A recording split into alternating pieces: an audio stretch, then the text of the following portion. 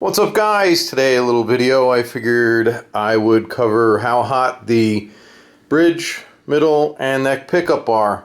So if you don't know how to do this, just take a TSR mono cable, plug it into your jack, set your ohm meter on ohms. Black goes to the sleeve of your TRS plug and the tip is positive. And you set your switch. If it's 5-way, you'll set it just to the bridge position, then the middle, and then all the way up for the neck. So this pickup is nice and hot.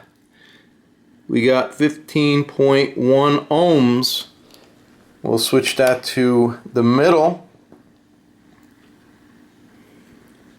And we got 3.8 ohms on that middle. And then the neck, we got 7.8 ohms, and these are stock factory right out of the box PUPS.